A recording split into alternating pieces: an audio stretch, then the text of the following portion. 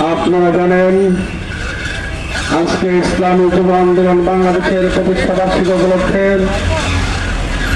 Sudan rally পরিবর্তন সমাবেশের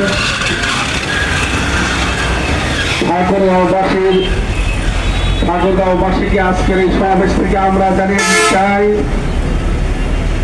ইসলামী আন্দোলন বাংলাদেশ, ইসলামী যুব আন্দোলন বাংলাদেশ ইসলাম, দেশ ও মানবতার পক্ষে কাজ করে, ঠিক কিনা বলেন? যেখানে ইসলামের উপরে আঘাত আসবে সেখানে ইসলামী আন্দোলন গড়ে উঠবে, যেখানে মানবতার উপরে আঘাত আসবে সেখানে ইসলামী যুব আন্দোলন গড়ে উঠবে, যেখানে দেশের উপরে আঘাত আসবে সেখানে ইসলামী যুব আন্দোলন গড়ে উঠবে, ঠিক কিনা বলেন? সংগ্রামী সাথী ও বন্ধুগণ, ইসলামী আন্দোলন, ইসলামী যুব আন্দোলনের জন্মকালীন থেকেই অদ্যাবধি পর্যন্ত আমরা দেশ, ইসলাম ও মানবতার পক্ষে কাজ করে চলছি। ইসলামী আন্দোলন বাংলাদেশ চাঁদাবাদীর সাথে কোনো সম্পর্ক যুক্ত নয়, টেন্ডারবাদীর সাথে যুক্ত নয়, দখলদারির সাথে যুক্ত নয়। এক কথায় যেখানে অন্যায় সেখানেই প্রতিবাদ করে ইসলামী যুব আন্দোলন, ঠিক না? সংগ্রামী সাথী ও বন্ধুগণ, আমরা জুলাই অভ্যুত্থানের পরে, ফ্যাসিস্ট সরকারকে পতনের পরে আমরা দেখতে পাই নব্য স্বৈরাচারের জন্ম হয়েছে, ঠিক কিনা বলেন?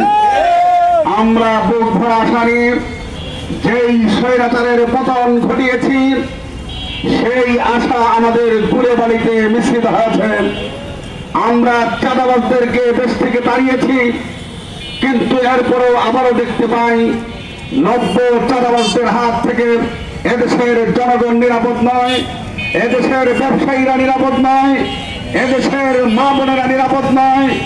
আজকে নারীরা দিবালোকে স্বামীর সামনে ধর্ষিত হচ্ছে, বাবার সামনে ধর্ষিত হচ্ছে।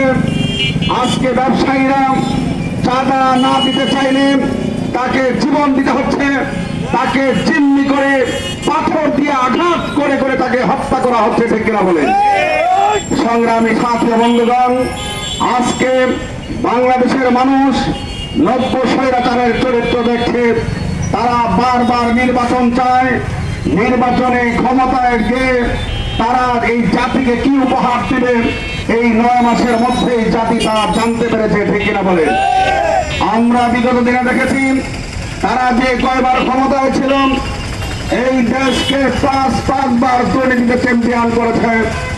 বর্তমানেও তারা ক্ষমতায় না গিয়েই তারা যেইভাবে চাঁদাবাজি, লুণ্ঠন, ধর্ষণ, দখলদারি ইত্যাদি বাণিজ্যে লিপ্ত হয়েছে, ক্ষমতায় গেলে দেশের মানুষ অতিষ্ঠ হয়ে যাবে, এদেশের মানুষ নিরাপদ থাকবে না, এদেশের মানুষকে তারা নিজ দেশে কারাগারে বন্দী করে ফেলবে, এদেশের মানুষের বাক সুতিকে হরণ করবে, এদেশের মানুষ শান্তিভাবে ব্যবসা বাণিজ্য করে খাবে, তারও নিরাপত্তা থাকবে না, ঠিক কিনা বলেন?